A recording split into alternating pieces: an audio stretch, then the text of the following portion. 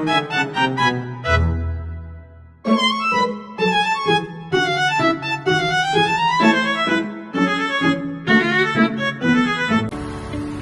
teman-teman, pernah gak sih kalian penasaran gimana sih sebenarnya uang dari pemerintah pusat bisa sampai ke daerah-daerah di seluruh Indonesia?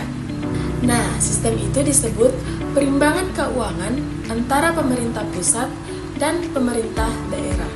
Lewat sistem ini, pusat dan daerah bekerja sama supaya pembangunan bisa berjalan adil dan merata.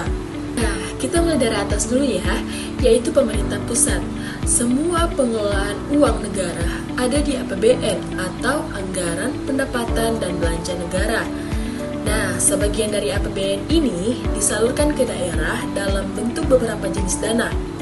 Ada DBH atau dana bagi hasil, ini dibagi ke daerah dari pajak dan sumber daya alam. Lalu ada DAU atau dana alokasi umum untuk pemerataan kemampuan keuangan antar daerah. Ada juga DAK, dana alokasi khusus yang dipakai untuk kegiatan tertentu seperti pendidikan, kesehatan, maupun infrastruktur.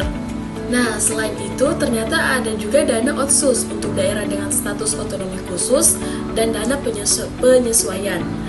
Semua ini bertujuan untuk mendanai kegiatan desentralisasi alias pelimpahan urusan dari pusat ke daerah. Selanjutnya, sekarang kita turun ke tingkat daerah. Di sini, semua uang dikelola lewat APBD, yaitu Anggaran Pendapatan dan Belanja Daerah. Sumber pendapatan daerah ada 3. Pertama, PAD atau pendapatan asli daerah, yang berasal dari pajak daerah, retribusi, dan laba BUMD. Kedua, dana perimbangan tadi yang dikirim dari pemerintah pusat. Dan yang ketiga, pendapatan lain-lain yang sah. Semua pendapatan ini digunakan untuk membiayai belanja daerah yang dibagi menjadi 2 jenis, belanja operasional seperti gaji pegawai dan belanja barang. Dan ternyata juga ada belanja modal, misalnya untuk pembangunan jalan, jembatan, atau fasilitas publik.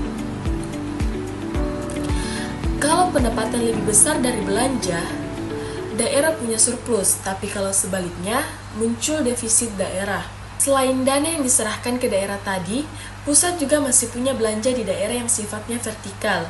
Ini biasanya lewat program dekonsentrasi dan tugas pembantuan, di mana kementerian atau lembaga pusat menjalankan kegiatan langsung di daerah. Ada juga dana vertikal yang membiayai instansi pusat di daerah, serta pembiayaan lainnya, seperti pinjaman daerah atau penggunaan silpa. Silpa yaitu sisa lebih pembiayaan anggaran tahun sebelumnya. Jadi, sistem perimbangan keuangan pusat dan daerah ini adalah cara pemerintah memastikan bahwa semua wilayah dari Sabang sampai Merauke bisa berkembang bersama dengan kerjasama antara APBN dan APBD. Dengan kerjasama tersebut, pembangunan bisa lebih adil, efisien, dan sesuai kebutuhan masing-masing daerah. Nah, itulah tadi penjelasan singkat mengenai bagan perimbangan keuangan pusat dan daerah. Sekiranya jika ada kesalahan atau kekurangan, mohon dimaafkan. Sekian dari saya. Wassalamualaikum warahmatullahi wabarakatuh. Bye-bye.